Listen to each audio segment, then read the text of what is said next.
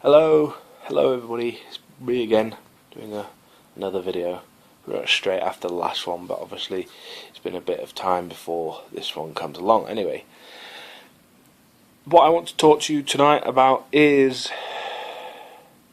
The World's End. Now, I don't mean the end of the world, I mean the film, The End of the World, or The World's End. The World's End. This film has obviously Nick Frost, Simon Pegg and all the bunch of guys, directed by the same director as Hot Fuzz and Shaun of the Dead.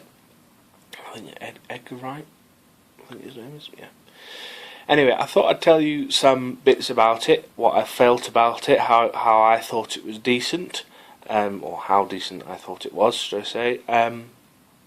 And I will try and avoid spoilers up to a certain point, so I'm going to keep the spoilers completely off the radar until I can't go any further without doing spoilers. So if you look at the title, you'll see a number that'll tell you what time the spoilers will start to kick in. Okay, so if you haven't seen it yet and you just want a little bit of a review, then stick around and I'll see what I can do.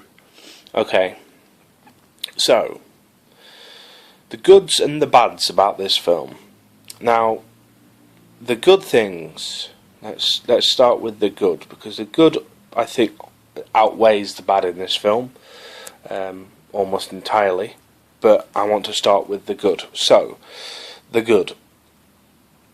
Nick Frost, his character is amazing. It's one of the best characters he's done in anything that he's portrayed. With Simon Pegg, that includes Hot Fuzz and Shaun of the Dead and Paul and Spaced and anything else them two have done together. Tintin. His character's really good. It's really good. I'm not going to go into too much about his character because if you haven't seen the film, you'll want to obviously watch this. So, what is it about Nick Frost? I was going to call him Nick Pegg then. What about Nick Frost's character is good? Well, he starts off very low-key, very reserved, and that's really good because it kind of builds up the tension until he kind of, not explodes as such, but he kind of, he kind of makes his entrance into the film about a third in, which is really good in terms of his awesomeness. I mean, he's very low key and very moody would be the best way to describe his performance for the first third of the film, which I think is portrayed in the trailer, or at least the beginning of the trailer. Anyway, other good things about the film. Well, the action sequences, and there are quite a few action sequences towards the middle and end of the film, are pretty much the best out of all three films. Really well done. Obviously, they've learned a lot of lessons from Hot Fuzz and Shaun of the Dead and Paul, and did a really good job of making sure that people understood really what was going on. It wasn't too fast and it wasn't too blurry. I mean, it was blurry in certain areas, but I mean, in general, it felt quite fluid and very entertaining, and in some cases very funny. So, I mean, you don't expect action sequences to contain fun and laughs and stuff, but these kind of do in certain areas. And I mean, when they wanted pure action, that you get it, but when you want that little bit of comedic edge to it, you also get that as well in certain aspects of the fights, which is always very nice to see. The story in general is a very good story. I mean, he explains what's happened in the past, right at the beginning of the film, literally the backstory, and then it goes right into the main story, and it goes from there. And there are twists and turns during the whole story, and you expect to see things, and you can probably kind of pick things out that you would expect things to happen in these sort of films. especially when Simon Pegg and Nick Frost are involved. So, I mean, it's not completely like telegraphed in terms of what actually happens at the end. The end is actually very confusing. It's probably one of my bad points about the film, about how it ended. I'm not going to go into the ending just yet. I'll wait until I've explained really how I feel about the film before I explain any spoilers. So we'll move on to the bad points. Now, the bad points for me is I don't like Simon Pegg's character at all. I think he's too heavy on everything. He goes too far. Now, yes, a lot of the comedy comes from his character, and in the most cases, it's very funny. It's very enjoyable to watch. But I think, to me, it's a little bit overpowering, a little bit too heavy. Trying to be funny, trying to be kind of, what's the word? Just pushing too hard to get where he wants to be. And maybe that's the whole point of his character, because I mean, the whole point of his character is the kind of the hostility the other people show towards him, the other people in the group. So I mean, maybe it was purposeful the way it was done. I personally didn't like it, but then that's just me. The second bad thing for me is the ending. The ending didn't make much sense to me. Don't get me wrong, I understood the ending, and I understood why they did the ending. I just don't know why they did the ending like they did. They should, I mean, I'm trying to avoid spoilers here, but the ending was, to me, a little bit anticlimactic. It explained stuff, but it kind of left a lot out in the open. I mean, it didn't explain at all the last scene of the whole film, which was very strange indeed. I won't go into it until after I've finished my my explanation. And I mean, it just didn't work, I don't think, for me. I mean, it didn't spoil the film at all, really. I mean, by the end of the film, I was really enjoying the film. And I'm not going to say that the ending spoiled that. I don't think it lessened the amount of enjoyment I got from the film, but it just didn't finish it for me properly. Finish it the way I wanted it to be finished. And my last point on the bad side of the film is that they hinted little hints, little cameos of people from the old films, you know, Shaun of the Dead and Hot Fuzz. There were little bits like a jukebox here and one of the characters from the Shaun of the Dead, literally like the first scene you see Simon Pegg. I mean, it annoyed me that they felt the need to make those kind of connections. Because, I mean, 90% of the people who will watch this film will have seen Shaun of the Dead, will have seen Hot Fuzz, will know of the connection between these films. And I'm just going to say this at the end. The really annoying thing for me was to see what everyone will see at the end of the film. I'm not going to say what it is until after the spoiler time limit, which is coming up very shortly. So, let me just quickly recap on how I feel. Nick Frost did a really good job. Sean Pegg's character was a little bit overpowering. The story was really good apart from the ending. The fight sequences and the action sequences in general were really, really well done. And the little cameos and the little connections to the other films really kind of made it a bit too cheesy and a bit too annoying. But generally, this is the big kind of verdict. I really liked this film. It made me laugh. It made the cinema laugh, even though the cinema was actually only about half full, which is quite a shame, really. I mean, I went to see it, when did I see it? Friday night it was, last Friday night, so it's Sunday now, on record, and Friday night last Friday. So, I mean, it'd only been out a couple of days, I don't think. I mean, why weren't people watching it? Weird. Anyway, I loved it. I thought it was a great film. It was very funny. I do recommend it for anyone who's seen Shaun of the Dead or Hot Fuzz and like Nick Frost and Simon Pegg, then please, I do implore you to go and watch it, or wait for it to come out on DVD or whatever. But I do recommend it, and I think you'll enjoy it. So there we have it. Now I'm going to do a quick pause of this video, and after the pause we will have the spoiler zone, as it were, because there's a few bits that I would like to talk about in more detail. So if you don't want to see any of the spoilers, please switch off now.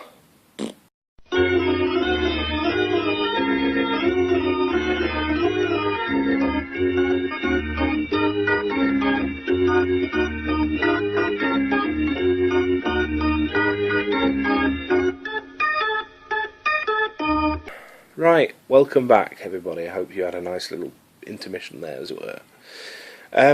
Welcome to the spoiler zone. I'm going to give you a couple of bits of spoilings, and that's it. I'm not going to do too much though. I'm not going to go mad. So I'm going to start with Nick Frost. Nick Frost does a really good job of making it seem like Simon Pegg's done something really bad, and I mean really bad. I mean, you don't find out about what Simon Pegg's done until about halfway through the film, maybe just little after the halfway point of the film, where you find out that Nick Frost crashed. He was driving Sean Pegg to somewhere. He didn't really explain it very well. He was driving Sean Pegg to somewhere. Something to do with drugs, something to do with a big crash, nearly kills Nick Frost, and Simon Pegg runs away.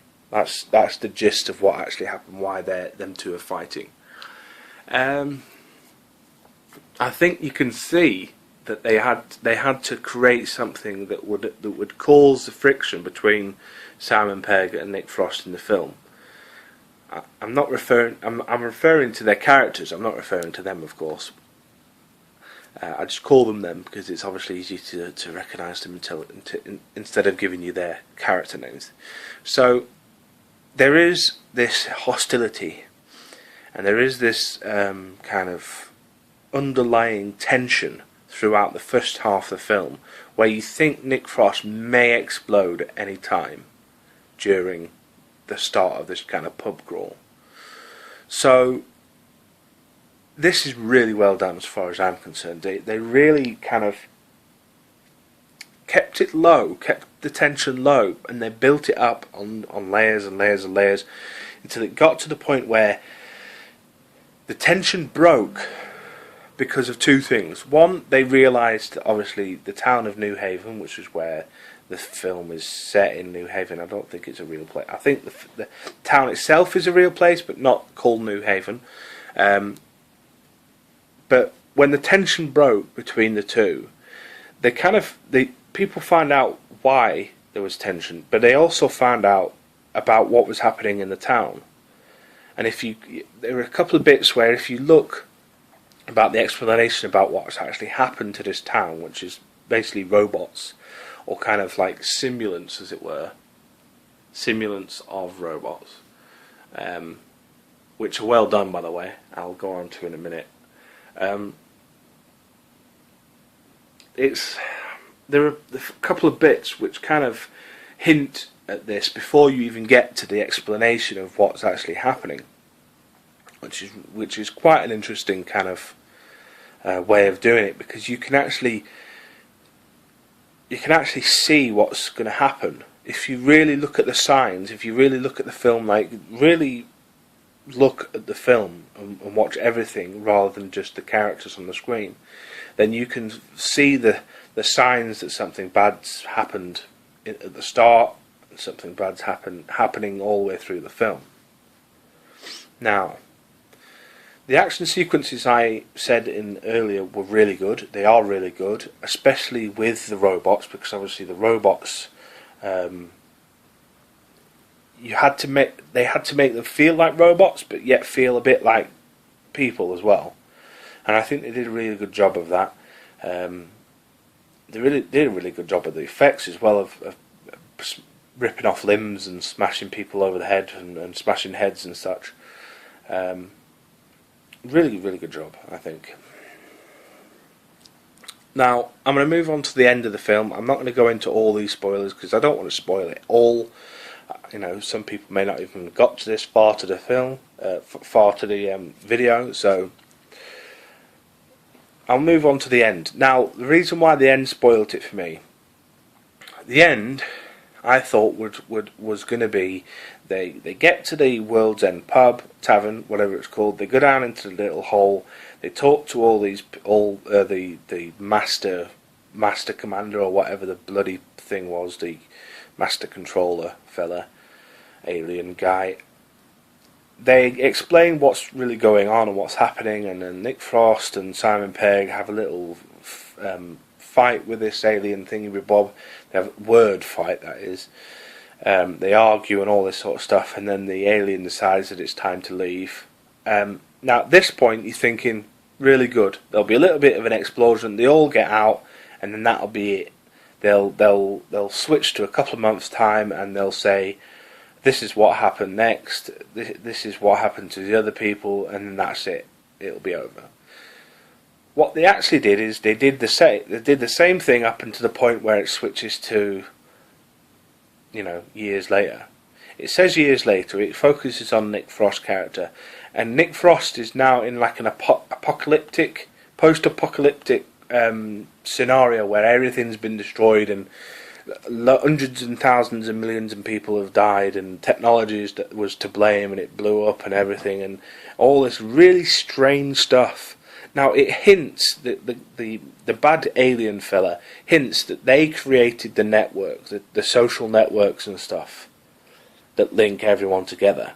So when they exploded, I think that's a sign that it exploded the whole network, and that's why it comes to this kind of post-apocalyptic sort of situation, which annoyed me intently. I thought it was just going to finish like a normal film would finish, but it kind of went off on a weird tangent. Nick Frost then explains about what happened to all the other characters in the film, explain about why this guy did this and this guy did that. I'm not going to go into it too much, but it doesn't explain what happened to Simon Pegg's character, because it says, Nick Frost says, and I never saw Simon Pegg again. Obviously his character name, not actual Simon Pegg. And then it switches over to Simon Pegg, and he's walking around with all these. He's got like a bunch of his bunch of robots, and he's going around and he's raiding pubs and stuff. And I mean, I think they're just they've gone a step too far in the ending for me. They've tried to make it sensational and have a big fun, and it kind of ruined it for me. I don't know why they went in that route. I'll explain it, okay? The actual end scene.